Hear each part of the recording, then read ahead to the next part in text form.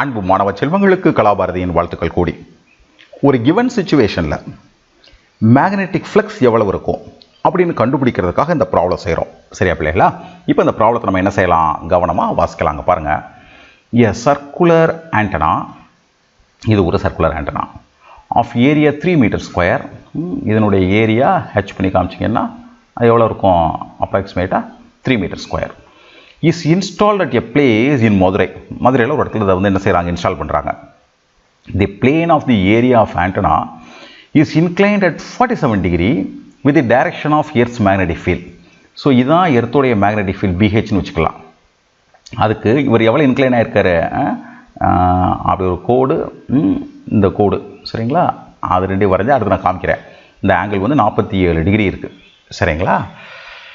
At that place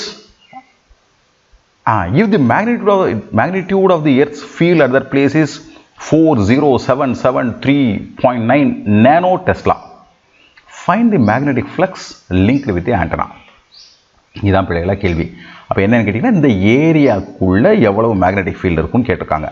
so நமக்கு என்ன தெரியும் கேட்டிங்கன்னா, நம்ம பிரில்லியண்ட்டாக எதை பயன்படுத்தணும், BA cos θ அப்படிங்கிறத பயன்படுத்தணும். ஆனால் பிரில்லியண்ட்டாக பயன்படுத்தணும். அதுக்கு நான் என்ன பண்ணுறேன்னு கேட்டிங்கன்னா, எனக்கு இந்த B கொடுத்துட்டாங்க, அவங்களே கொடுத்துருக்காங்க, ஏரியாவும் கொடுத்துட்டாங்க, ஆனால் தீட்டா தெரியாது சரிங்களா. தீட்டா மறைமுகமாக கொடுத்துருக்காங்க. அப்போ நான் என்ன பண்ணுறேன்னு கேட்டிங்கன்னா, இந்த ஃப்ரண்ட் வியூன்னு சொல்லுவோம் பிள்ளைங்களா, அப்படி ஃப்ரண்ட் வியூ இதுக்கு வரைகிறோம். அப்படி வரைஞ்சால் எனக்கு என்ன தெரியுதுன்னா, இதுதான் டைரக்ஷன் ஆஃப் மேக்னெட்டிக் ஃபீல்ட். இப்போ கொஞ்சம் இமேஜினேஷனுக்கு வாங்க. ஆண்டனா வந்து நான் என்ன காமிக்கிறேன், அப்படி உள்ளது அப்படி பார்த்தீங்கன்னா நேர்கூடாக தெரியும், அப்படி நேர்கூடாக தெரியும். இது 47 டிகிரி இருக்குது சரிங்களா. இந்த ஆண்டனாக்கு இவன் தான் நார்மல்.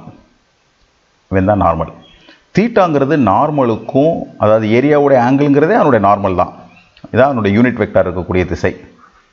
இந்த யூனிட் வெக்டாருக்கும் மேக்னெட்டிக் ஃபீல்டுக்கு உள்ள ஆங்கிள் தான் தீட்டா. அப்போ இந்த தீட்டா தான் நம்ம கண்டுபிடிக்கணும். இந்த ஆங்கிள் 47 டிகிரி, இது 90 சரிங்களா. அப்போ இந்த ஆங்கிள் எவ்வளவு, 180 மைனஸ் 90 மைனஸ் 47. ஸோ 180 90 போச்சுன்னா இட் பிகம்ஸ் 90. 90 மைனஸ் 47 43. இதனால தான் நான் போன காணொலி பார்த்தீங்கன்னா தெரியும், இந்த ஆங்கிள் எவ்வளோ இருக்கோ அதுக்கு 90 மைனஸ், சரி இந்த ஆங்கிள் 5ன்னு சொன்னீங்கன்னா 90 மைனஸ் 5 தீட்டாவாக இருக்கும் பிள்ளைகளா. இது சிம்பிள் ஜாமெட்ரி மூலமாக என்ன செஞ்சுக்கலாம், கண்டுபிடிச்சிக்கலாம். அதை நான் பின்னாடி எக்ஸ்பிளைன் பண்ணுறேன்னு சொல்லி இங்கே நான் எக்ஸ்பிளைன் பண்ணுறேன். ஸோ இதுதான் 43. அப்போ இந்த விஷயத்தை நீங்கள் புரிஞ்சிட்டிங்கன்னா இனி ஜஸ்ட் சப்ஸ்டியூஷன் தான். பிங்கிற இடத்துல பியோடைய வேல்யூ ப்ளக்இன் பண்ணுங்கள், ஏங்கிற இடத்துல ஏரியாவுடைய வேல்யூ என்ன செய்யுங்க, ப்ளக்இன் பண்ணுங்கள்.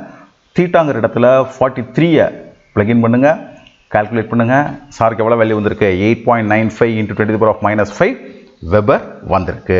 ஸோ ஃபஸ்ட் டைமாக நம்ம என்ன செஞ்சிட்டோம், இந்த வெபருங்கிற யூனிட்டை கொண்டு வந்துட்டோம்.